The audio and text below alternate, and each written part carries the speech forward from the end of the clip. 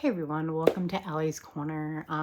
This week we're going to talk about Eddie Munson and the way that Eddie communicates, and the way that he maybe doesn't, right? So we're going to talk about it. So Eddie's just in season 4.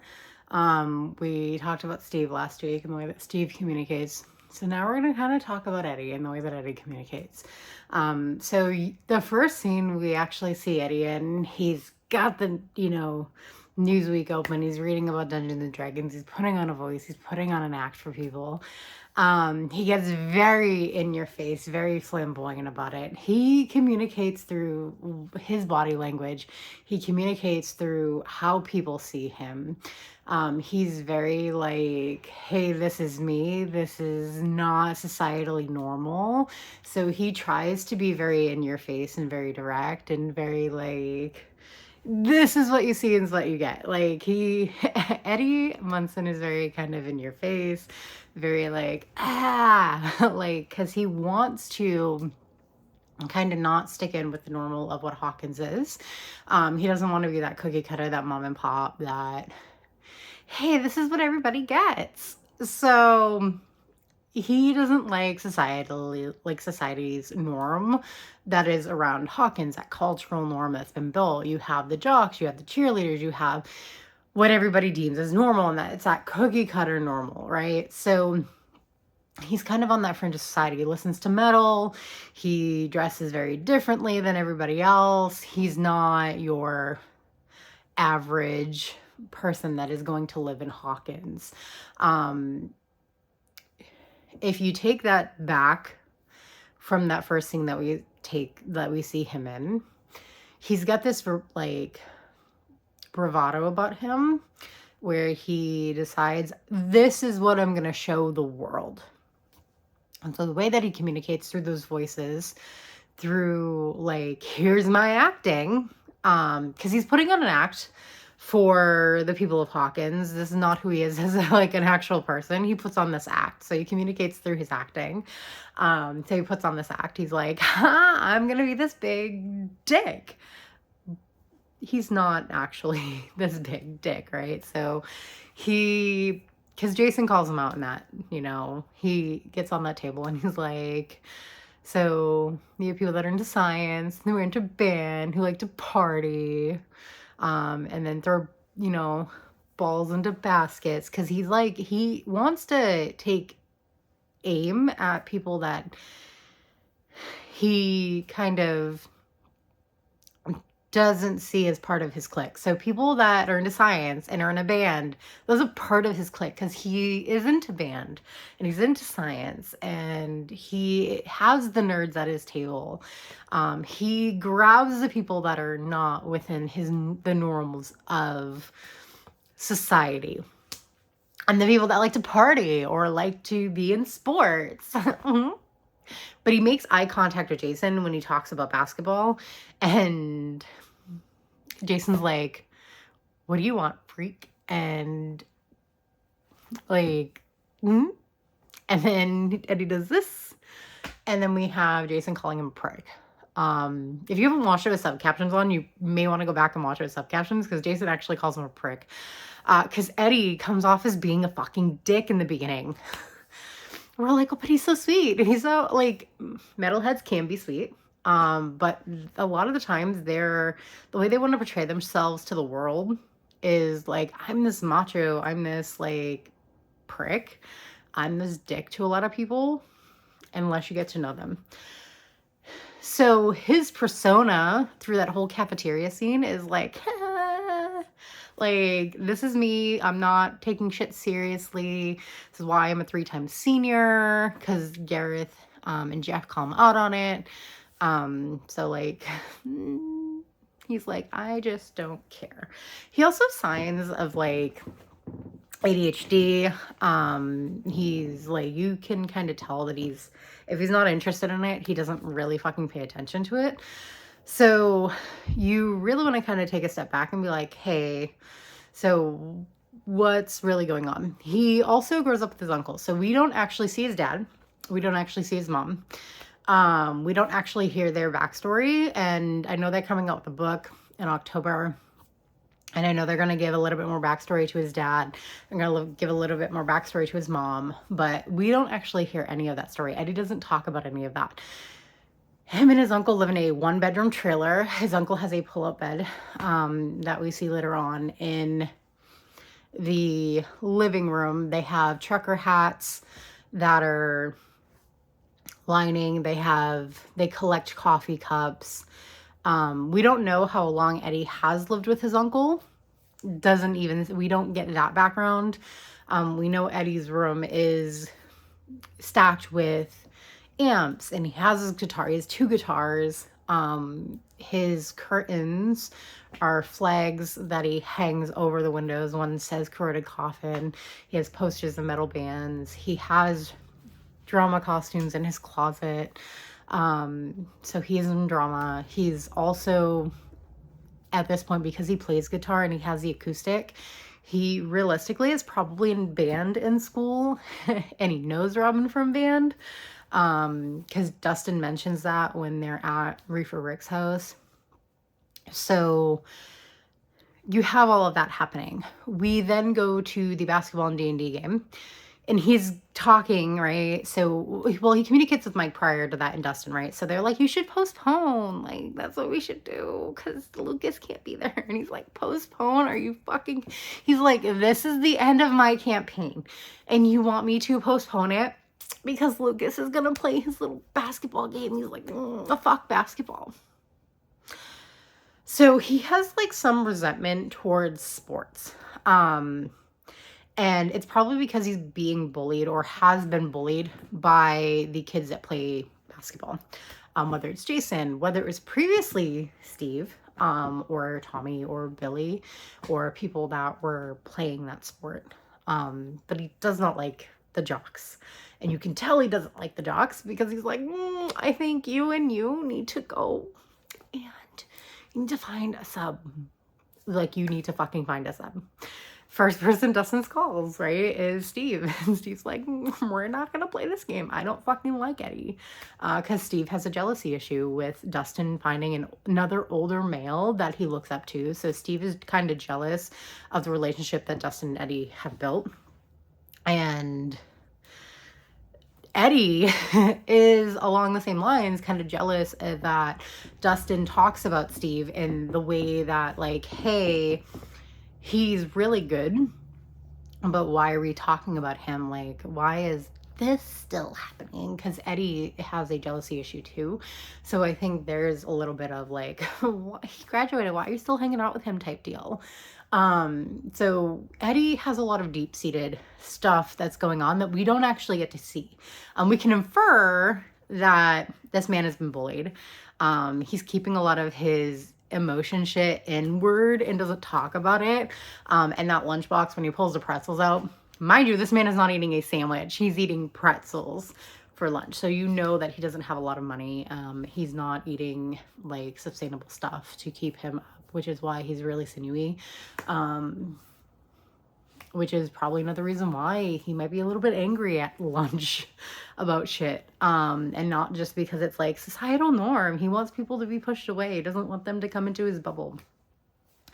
But the other piece of that is like, you have Mike and now Dustin going to find someone to sub in for their game that's going to happen the same day as the tournament for basketball, right? So Lucas can't actually join the remaining piece of the D&D campaign that Eddie has built. Eddie is kind of feeling a little bit slighted by that and going, why did you join D&D if you're not going to continue this? Lucas is on his path to becoming, from the original 4, we have the original 4, and you see Lucas kind of being on his own path, becoming his own person.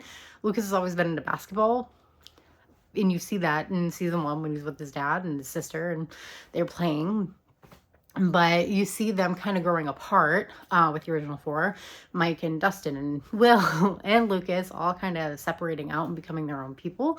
It's also why the show is called Stranger Things, because as the older you get from your original core group from childhood, you normally don't stay the same friends, right? So we're seeing this in Eddie because he's not the same friends that he would have had as a kid in Hawkins, right? If he was from Hawkins, you're not seeing the same people that he's hanging around with.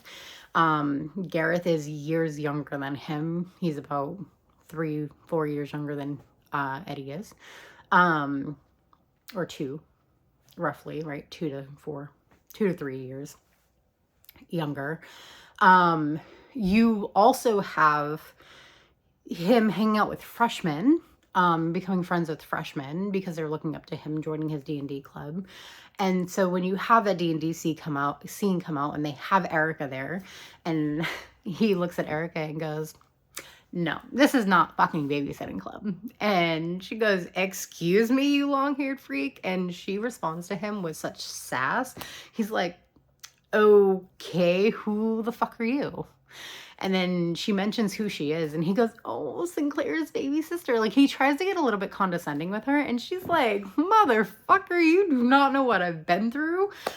She's like, "I fought the Russians. I have been down here." Like, Erica is this little sassy monster, which is fucking amazing because when it comes to her and how she deals with Eddie, she puts him in his place, and she's like, are we gonna continue talking like this is your mommy's book club, or are we gonna fucking play some D&D? She's like, "Let's go."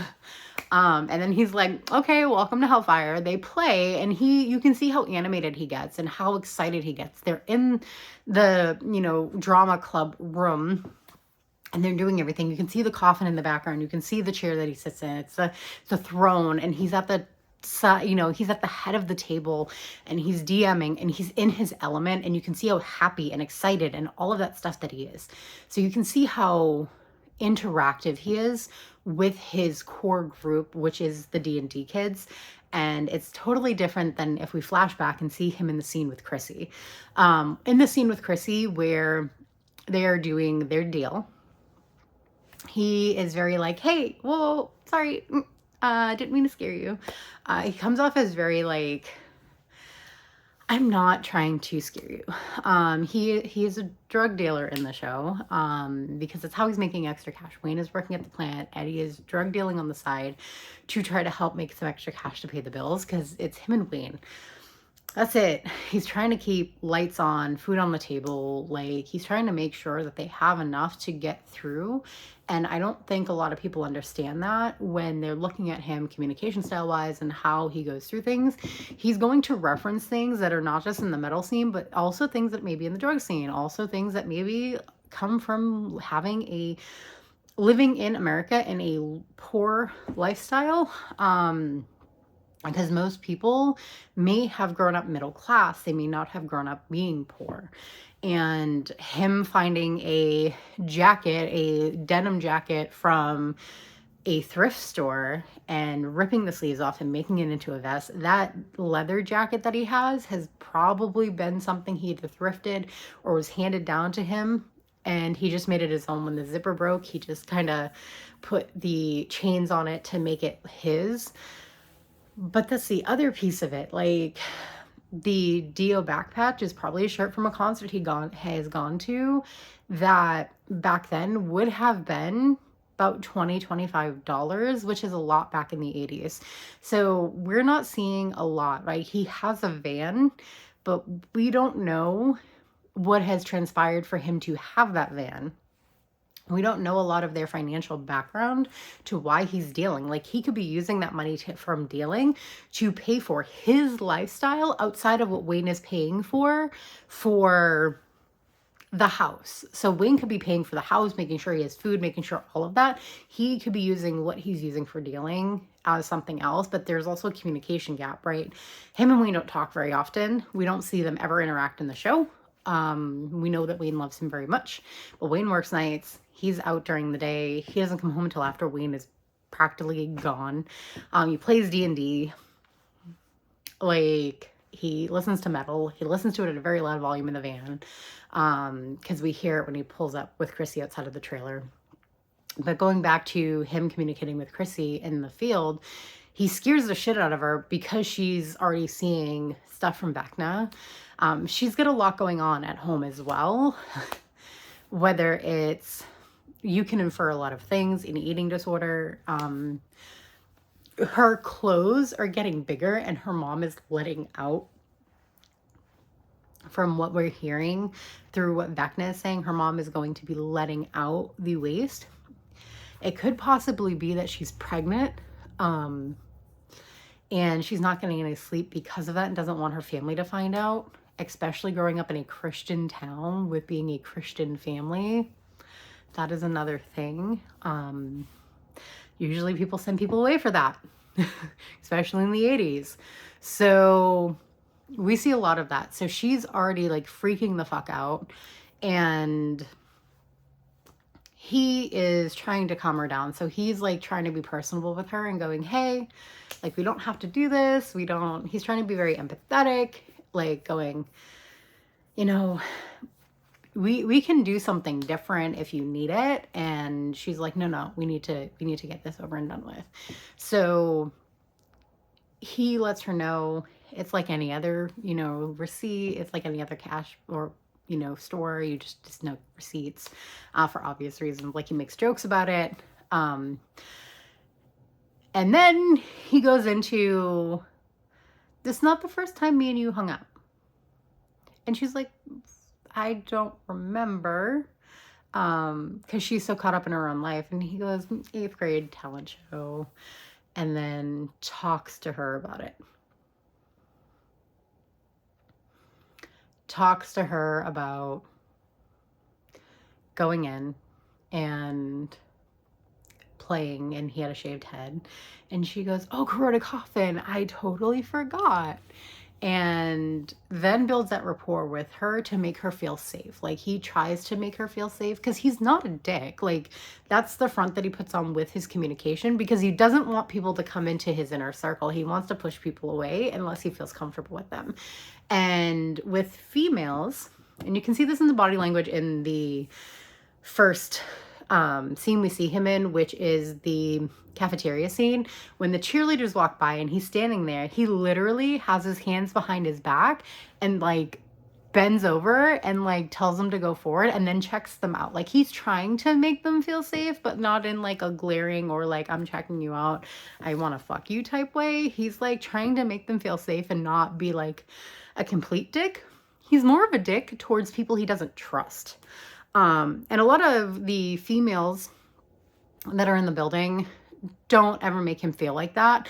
He actually trusts them a lot more than he would trust the men in the building. So people like Jason or Patrick, he has more of an issue with. Like, he even has more of an issue with Lucas than he would have with people like Chrissy or Robin. He has more of an issue with Dustin and Mike saying they want to postpone things than he does with any of the female presenting members of Hawkins High, or even the female presenting people that are in the community.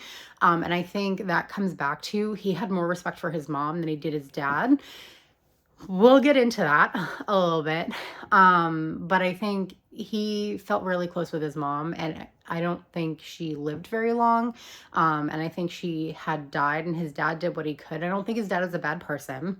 I think his dad has, so part of Eddie's trauma and why he's living with Wayne is, I think his mom died. His dad then tried to rob and steal cars and do all of this stuff and became a criminal to provide for Eddie because he had a child to take care of, and ended up getting put into prison. And when that happens and you have a lot of times that you're in and out of jail and you're teaching your son to do that, Eddie sees it as like, hey, my dad taught me how to hotwire, because we hear that in the series. Like, we hear that in season 4 where he tells Steve that it's the Munson trait. Like, he's teaching me how to hotwire, but Eddie's kind of resentful of it. But I don't think as a child, Eddie would have realized what his dad was doing, trying to provide for them when his mom may not have been around.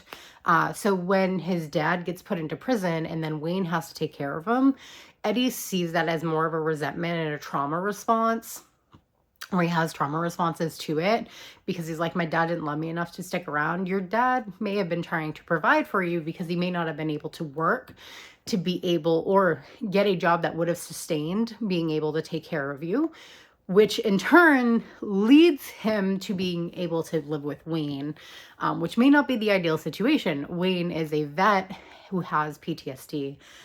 which in turns makes it a little bit more difficult for him and can make it where he is living a life where he is having more trauma happen, and it's not the greatest.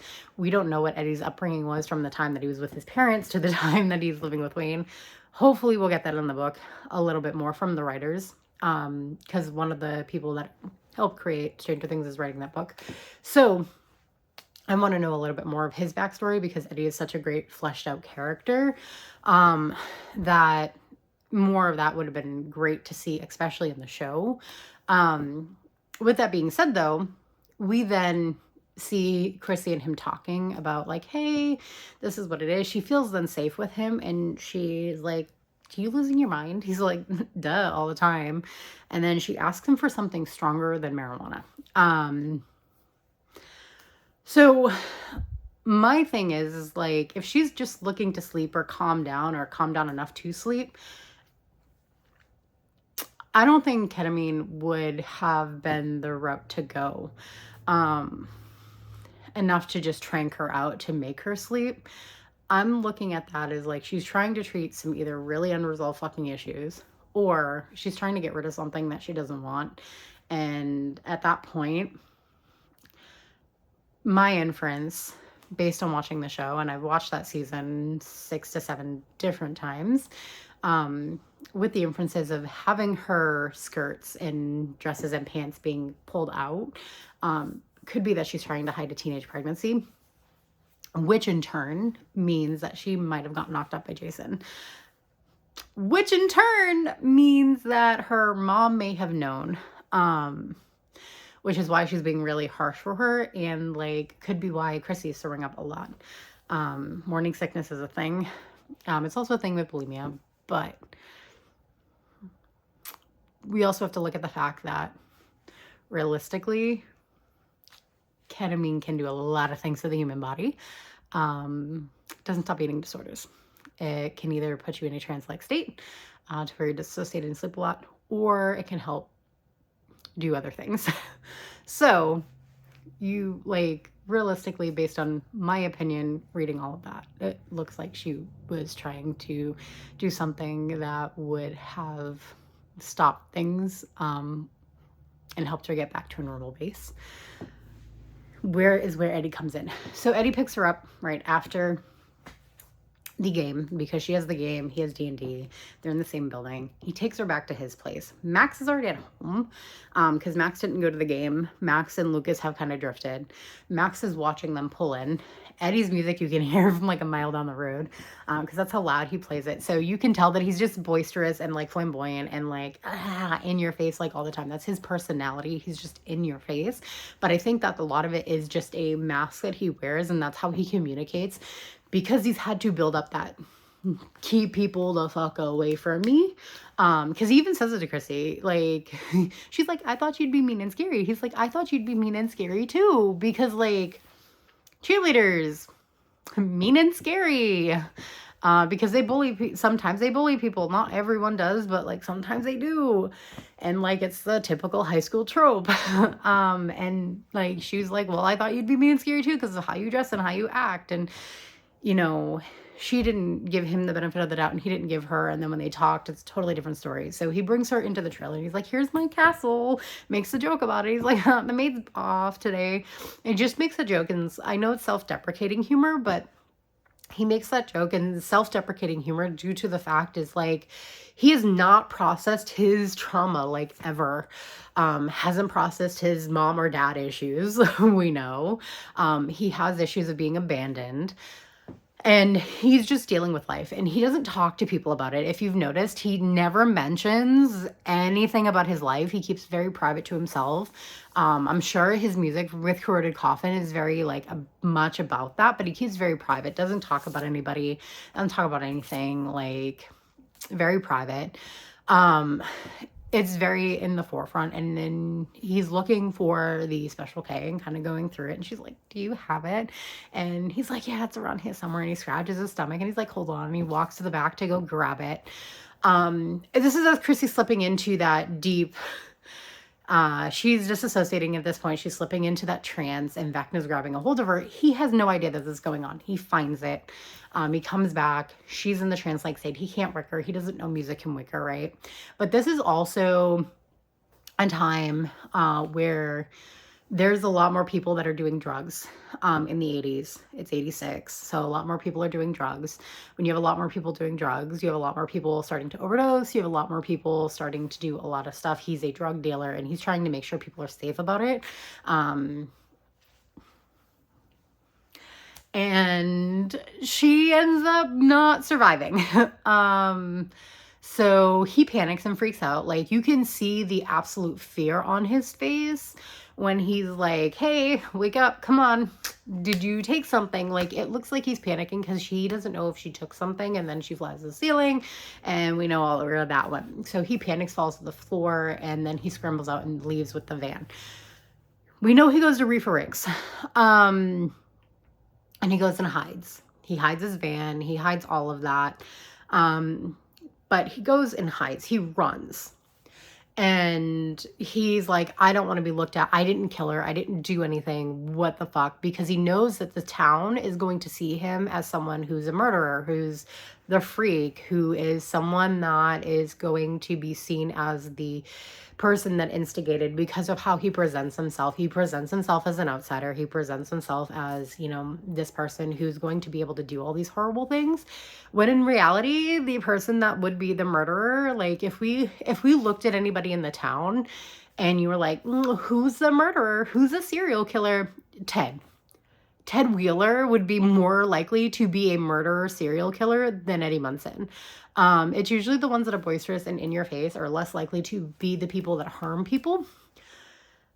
But people like Ted Wheeler would be the ones that are more likely to harm people. So you like have to look at like perception for them is reality. And they're like, well, he's loud, he's boisterous, he doesn't fit into our society, so he's the murderer. And because Steve is already jealous, when Dustin goes and says, hey, help us find him, Steven's like, no, he's the killer and he's the drug dealer, and like doesn't mean he is actually hurting anybody. He's being very responsible for it. So when they go and find him at Reefer Rick's and he holds the bottle to Steve's throat, Steve is now realizing, shit, I probably judged this man and I need to kind of not do that. Steve is also a very judgmental person because of his own friggin' trauma. So then we have that whole scene and he's like, you're not going to believe me. He's like panicking. He's crying. He's back to like a reverted child at that point. Like you can tell that he's age regressed a little bit and he's not acting like a 20-something-year-old or even a 17-year-old. He's acting like maybe he's 10 or 12. So he's crying, he's freaking out. And they're like, Dustin's like, hey, you know Robin from band? And they're like, Dustin's like, everybody swears on my mom, and gets him to calm down a bit. And they kind of talk to him through it. And he's like, you're not going to believe me. And they're like, bet. Go tell us what happened. And he tells them and they believe him. And I think this is the first time in Eddie's life where anybody's actually fucking truly believed him. And he's like, oh, I love these guys. These guys are my family. And this is where you start seeing those relationships kind of dwell together. And his communication with them starts happening. He doesn't tell Dustin a lot, but he does start confiding in people like Steve. And we start seeing that. They end up going into the Upside Down through the lake. And after all of that, like he sees Patrick, they talk, all of it. And like the older kids, like Nancy, Robin, Steve, and Eddie, they kind of talk to each other. And when they're in the Upside Down, Eddie and him talk, and Eddie's like, I was jealous of you. Steve's like, I was jealous of you. Like, they really have a like heart to heart of where Eddie's actually talking about his feelings, which he doesn't do the entirety of this season up until that point. And Eddie is then trying to convince Steve to get back with Nancy, because Eddie's like, I'm a fucking coward. And he admits being a coward, and he admits to running, and he admits to not being the hero. And he's like, I just run. And he's like, you did a very metal thing by biting that bat, but like, you are also very courageous and going through and giving Steve the props that he deserves. Steve doesn't know how to take the compliment. And Eddie is like, I love this about you. And you can see their friendship blossoming and blooming at that point. And then Robin's paranoid ass comes running back because she's like, oh my God, there's shit happening. Eddie, during those earthquakes that happen, or when the earth trembles and the upside down falls and gets hurt and doesn't talk about it, he keeps a lot of things internally. And you can see this through his actions. You can see this through the way he talks, what he walks. He keeps a lot of things internalized because he's had to do that. He didn't have parents that were there for them. Wayne has a lot of shit on his plate. He's got PTSD. So Eddie feels like he can't communicate with anybody that in his life that he can trust. And he figured out with Robin, Nancy, and Steve that he can. And when he does, he communicates very well. We get through and they communicate and they talk, they get the guns, they start communicating. He tells Dustin to never change. Dustin, keep being yourself. And Dustin's like, I wouldn't. Why are we talking like this? Dustin doesn't seem to get it that Eddie's on a self-fulfilling mission to not be around anymore. He knows that if he survives this, he's going to be in jail, and probably for the rest of his life. Steve knows, because Steve is on that same self-fulfilling mission of just ending it. And I think those are where the two characters kind of collide. And their path is really the same path because they're on suicide missions. They don't want to be around anymore. They have so much going on internally that they're done. They don't see an out from Hawkins. They only see what their internal pain and suffering is, and they don't communicate because they're men in the 80s who never got the mental health help that they needed. They don't have anybody they really talk to. They don't have anybody they can trust. So they hide and they keep everything internal, and they're on a mission to just end it. We see that when Eddie's like, I'm not the hero. Steve, you go be the hero. And make him pay. And Eddie looks at Dustin, and after all of the metal concert of the world, looks at Dustin, tells Dustin to go up, and he cuts the rope, and he's like, I'm gonna buy them more time. Eddie knew from the field that he was not trying to make it back. He had made that decision at that point in time, and it was one of those things that he was just like, I'm done. And knew that Dustin needed to survive. And he tried to make sure that the others would survive as well. And he didn't communicate it. He communicated it with the way he was speaking and how he was speaking and the words he was speaking. But he didn't verbally communicate it to others. He kept it very internalized.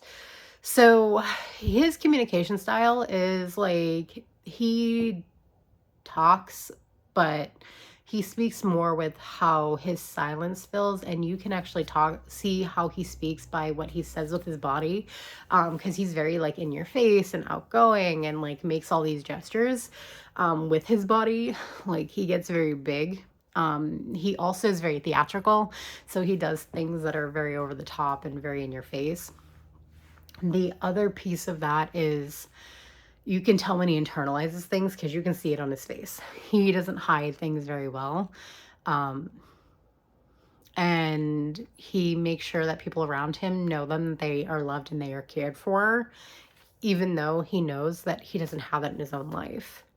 So Eddie's character with communication is amazing. He's also like a flawed human being, but he's like kind of perfect in that. And a lot of people can relate to that because a lot of people see themselves in those characters and in the flaws and how he communicates and how he goes through about life.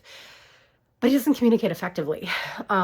He has not worked internally on himself. He's also a teenager or starting to be an adult, and he hasn't figured out the world. And I think that's where it's sad that his stuff for season 4 was only for season 4 so far. We haven't seen anything for season 5, but if we do, it's probably not going to be the same Eddie. It's probably either going to be Vecna-controlled Eddie or Cass Eddie, which is not Eddie, which would be interesting, but it's still not Eddie. It's not the same personality. It's going to be a different personality.